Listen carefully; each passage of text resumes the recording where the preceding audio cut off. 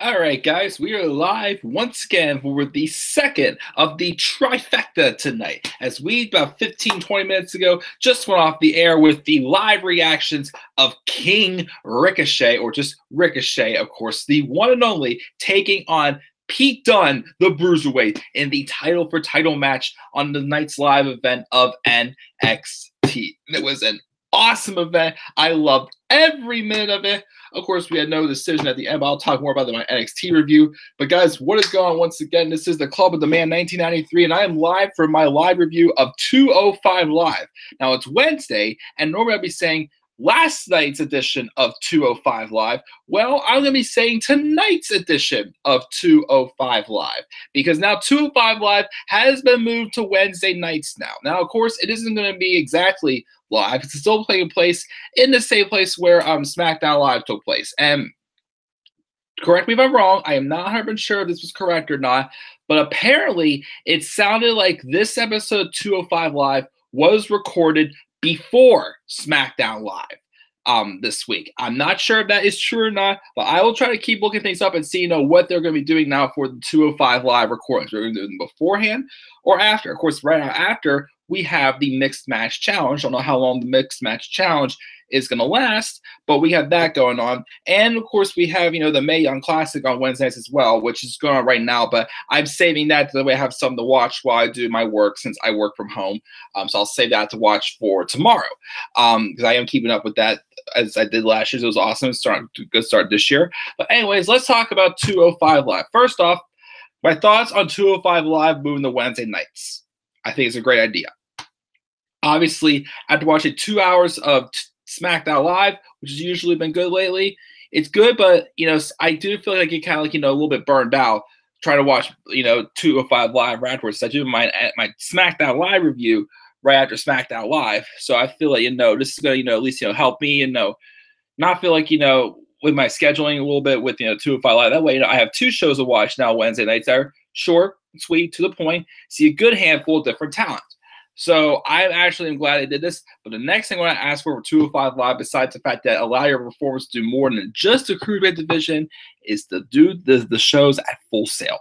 I think having 205 Live run the Full Sail crowd will get the crowd energetic and it'd be awesome. Because let's face it, some of the main roster crowds in some cities, Pittsburgh, I will not lie, can really suck. It'd be really crappy. But if you do like in Chicago or several other, great towns that do have good crowds, Brooklyn whatsoever, I'm sure they will get a good reaction. But for the first episode on a Wednesday night, wasn't too bad. We only had two matches on here. There's an opening match and then a championship match, which the championship match I thought was pretty good. There was something that happened in between that had my head scratching, like, wait, what? Like, why is it this happening this way now? Because I thought it was the other way for this person.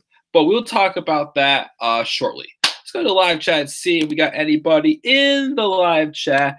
Yeah, what's up, Larry? For some reason, your messages appeared in this stream and not the live reactions. I don't know why that happened. It was really weird, but glad to have you joining me, Larry. But we'll quickly talk about this episode 205 Live, then we'll move over to my NXT live review immediately following. Maybe like a 5-minute break, so just, refill on some water here. And once again, I am not from Texas. I'm not a Houston Texans fan, although my sister lives in Texas now, so I still don't know how I got this cup, but still, it's very worthy. It's big. I can fill it up and drink lots of water each day. But anyways, let's talk about this episode of 205 Live. So here we got started off. Of course, we get a recap from what happened in a SummerSlam kickoff show and Drew Gulak's campaign to get Drake Maverick to get him a rematch. And then, that's what we had for the opening theme.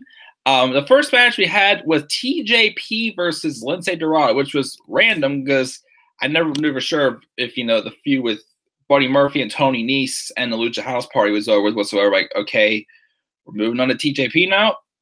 All right, I don't know why that ended. I mean, again, I was fine with the match with Buddy Murphy. Of course, it was Tony Nese. Like, Tony Nese kept losing all their matches. I think Buddy Murphy did take the pinfall in one tag match they had. But it's probably just get Buddy something to do. But now Buddy's more focused on, of course, his match at the Super Showdown against Cedric Alexander for the Cruiserweight Championship inside at his home in his hometown of Melbourne, Australia. But of course, we heard from him a little bit later on in the show. Of course, he was taking a good look at tonight's main event of 205 Live. The match with TJP and Lindsay Dorado, though, wasn't too bad. Again, Lindsay Dorado has definitely improved somewhat because he went from being like, just, kind of like a jobber to, feeling like still doesn't feel like that important on 205 Live yet, but I've gotten a little bit more behind him since they linked up the Lucha House Party together. I mean, I'm more about Kalisto or Gran Metalik. I still prefer over Kalisto. I mean, Kalisto, okay, he's benefited from having Triple H taken over. I still really think Gran Metalik, though, is a little bit better than Kalisto, in my opinion. Lindsay Dorado, again, is not too bad. He's gotten better, but he's still not like of the three of them. Lindsay is definitely my favorite, or as Drew Gulak called him, Dorito. Match wasn't too bad. Of course, TJP, goes out of his way to get the win by disrespecting the luchador by ripping off his mask, because we all know that is a sign of disrespect for the luchadors. He rips off the mask to cause distractions and to hide his face, but the TJP rolls him up for a schoolboy roll to get the victory. Of course, the rest of the Lucha House Party was not a ringside, but when TJP came out, he grabbed their little party toy they had and started spinning that around. Of course, Dorado and Chase after TJP, but TJP ran off the stage. So I'm thinking, okay, why are we doing this? Like, we did that a couple times where they're teasing like a chase backstage, but obviously when they go backstage, like, is there anything else happening backstage? They always just chase each other away. So just on Raw this past week, we had Braun Strowman chasing Paul Heyman away. I'm like, oh, I want to see Braun Strowman chasing Heyman and see him just destroy Heyman. It would be awesome. Like, what happened? Did Heyman go backstage? It's like, stop doing that, guys. Like, show us what exactly is going on when they run backstage. They're running away from somebody. Just don't cut it away. That kind of bothers me. It's a little bit of a pet peeve. But TJP gets a win, so I'm cool with that. We have Drake Maverick having a meeting with Lio Rush, who claims that he is not going to be able to compete in a scheduled match with Noam Dar because he got tied up in business for Bobby Lashley. Maverick tells him he doesn't care what Rush does on Monday nights, but if he doesn't honor his commitments on 205 Live, he won't make any money. Rush laughs and says he'll see Drake and Noam next week. Maverick says he better or there will be consequences. That kind of bothered me because it seemed like that because again, Lio Rush was the one who came out and kind of provoked the fight with Noam Dar when Dar had his match against a local jobber a few weeks ago.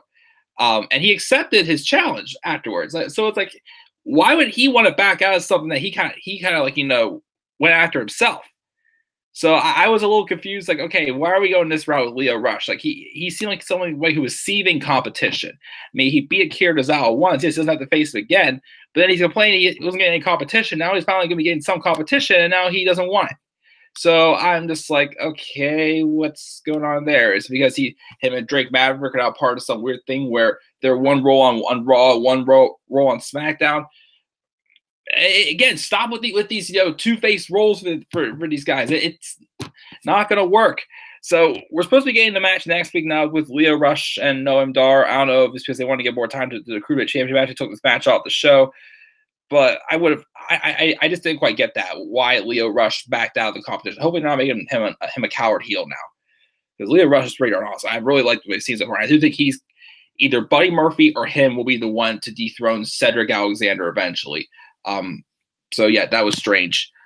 We have another meeting with Drake Maverick, and it's Mustafa Ali, thanking him for the War match last week, but he's itching for more, and he wants to get his revenge on Hideo Itami.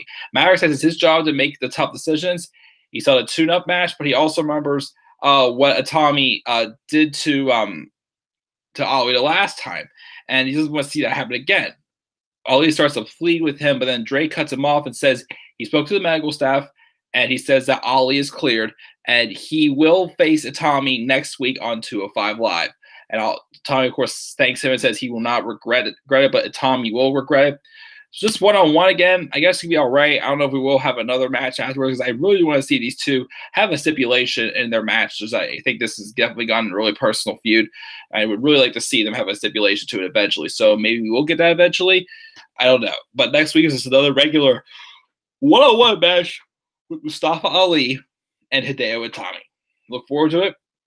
I'm sure it will knock my socks off. So we got that match next.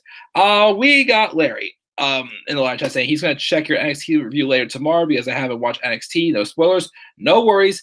The top 10 stream will be tomorrow for sure, Larry. I have a topic in mind, and then just some other odds and ends here and there for the rest of the week, I'd say, until back to live reviews on Monday. But I do have a couple topic videos I may try to do. If I do, I'll try doing tomorrow. It's Friday. I'm on a tight schedule because I have to come over my birthday, and again, Saturday is my birthday, so I don't really want to do it. Well, besides the one little game I might play on Thursday, it's not going to be live on Saturday. But not going to be live, of course, but live streams top 10 will be sometime tomorrow night. I'd say probably like 7 or 8 o'clock. Again, maybe 9 o'clock. I say somewhere between 7 and 9 tomorrow night will be my top 10 special, which I have the topic in mind, so that will be the case. So if you can come, Larry, awesome. If not, completely understandable. But either way, thank you again for joining me live. And again, I will not spoil anything that happened for NXT on this review, of course. But we had our main event, and of course, we had the matches confirmed with Lio Rush and Noam Dar for next week, and Mustafa Ali and Hideo Itami. Our main event was Cedric Alexander versus Drew Gulak for the Cruiserweight Championship. Not a bad match at all whatsoever. At the beginning of the match, we had gentleman Jack Gallagher and D.